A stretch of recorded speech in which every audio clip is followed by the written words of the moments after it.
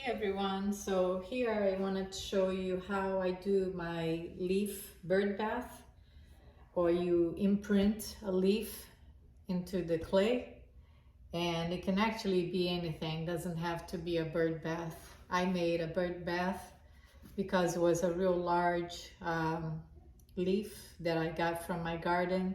It was an elephant's ear, and as you know, those can get quite large, and that's what I wanted to make was a bird bath. But now I'm doing something else and I'm using a different clay. So I just ran this through my slab roller and I made a little thicker than usual you would do for other things. Usually you can do a 1/4 inch or a little thinner for other pieces, like functional pieces. But since this was gonna be a yard piece, I wanted a little more, a little thicker, just so it wouldn't be so fragile. But I did the first one using Lizella, which is a red clay, and it has a lot of grog in it. This is a smoother clay, but it's a standard 112 speckled brown clay. So I ran through the slab roller at about 3/8 of an inch thick. And right now I just sprayed with water and I'm making it so that I remove those marks that stays on the surface. And then I just kind of scrape off that slurry that comes out.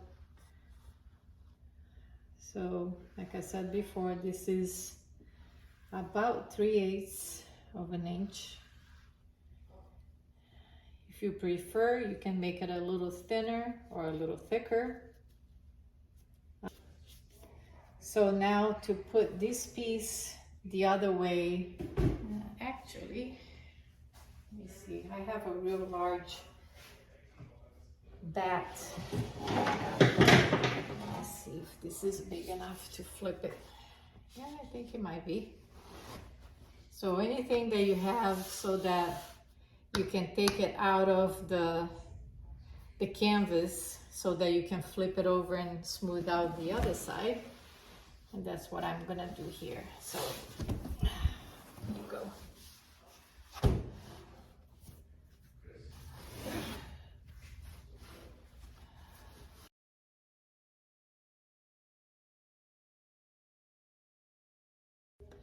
So I got a leaf that it's also an elephant's ear, but it's a young one. And you can see quite smaller than the one I used before.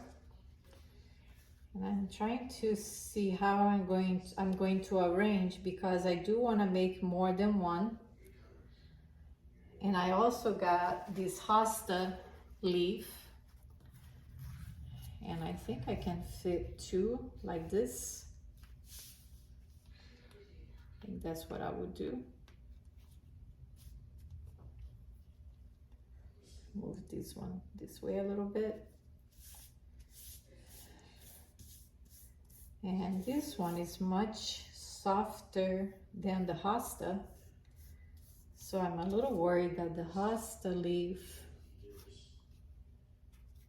may be too stiff. I can use this guy here for something small like this. So I'm just gonna press it.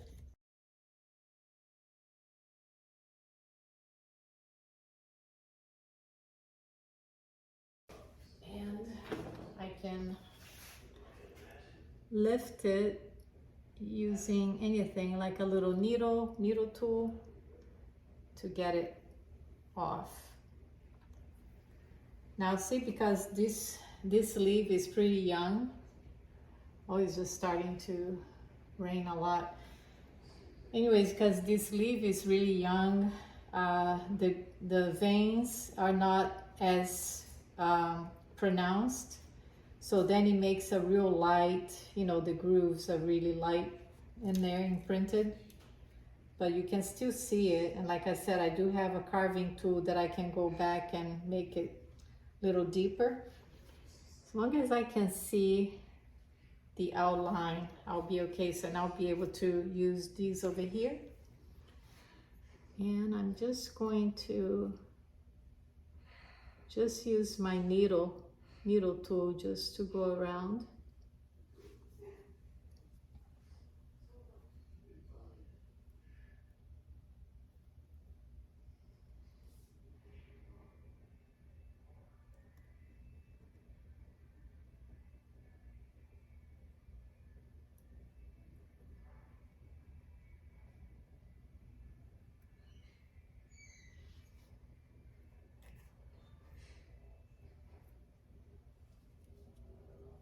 So that's one.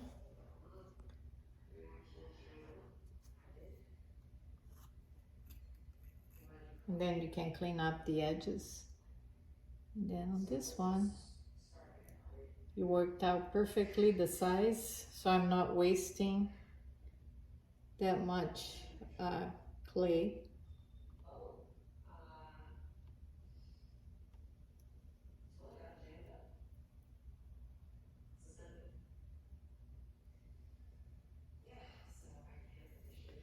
This clay is really soft.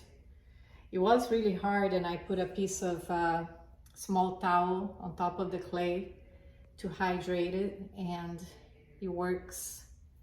If you ever have a clay that is dry and hard, just get one of those little towels, hand towels or washcloths that you can make it real damp, wet it and squeeze it out, you know, the majority of the water. Cover your clay and close up the bag again, and in a few days the clay is back to where it should be, very nice and soft. So let's see this one. I think this one you'll be able to see a lot more of the veins on this one. Yeah.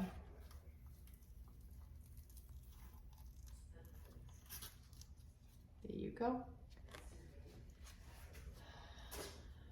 So I'm gonna save this piece because I am gonna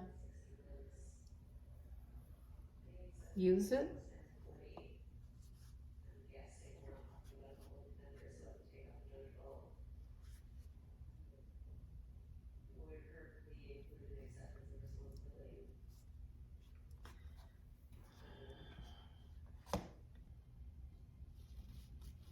Now, what I'm gonna do now is bend the edges so it comes up a little bit.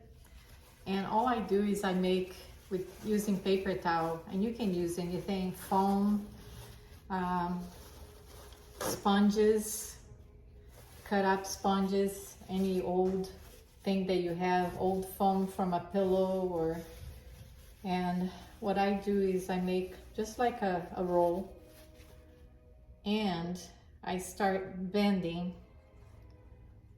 like this with my hands. You start bending that a little bit, and you start wedging these around, all around the leaf. And then my piece stays right here to dry. So I'll do that with another one. Just make a roll, stick it around the edges,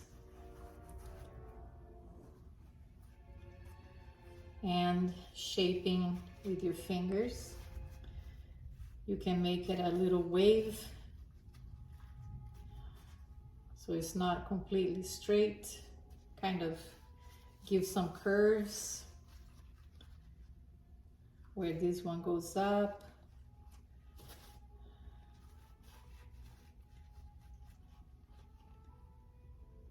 And always wetting your fingers. So I was gonna try to do the other side underneath here after I'm all done. But you see what I'm doing? I'm just going now and squeezing the edges. But you can put your rolls first underneath, shape it the way you want to shape, and then do that. So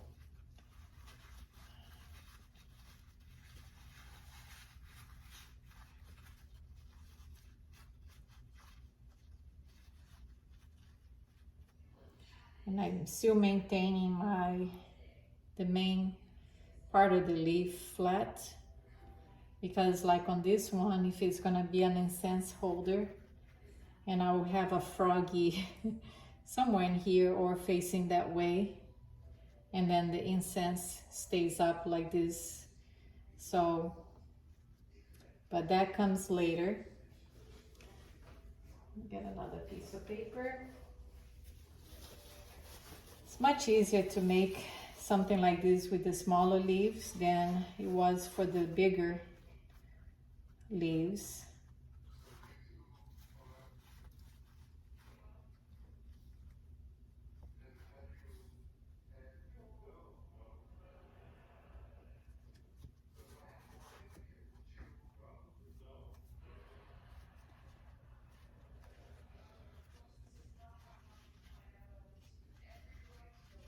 Kind of tuck it in, push it underneath, and then you can start shaping it with your fingers.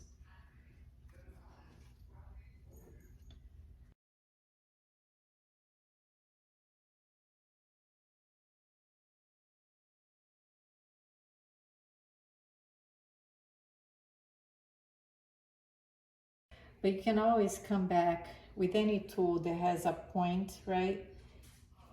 And define these grooves a little better, because when you glaze it, it's gonna get into the grooves to show the veins of your leaf.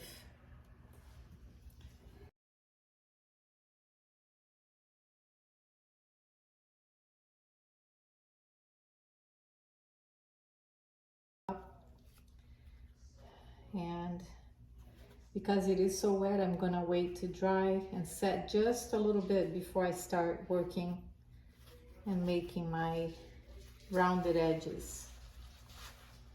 But you always press this bottom here to make sure, if you're making something that's gonna sit flat, just make sure you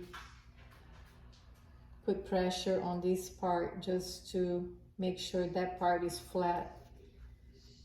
Because when you raise this, you can make it all kind of wonky, but I wanted mine to sit flat, to have like on a table or little side table or something like that as a decorative piece. Now these are gonna dry. I'm gonna finish making the edge round. And then once it's leather hard or close to leather hard is when I come and add my turtle or frogs. You don't have to add anything really. You can add a little handle if you're making it as a serving dish.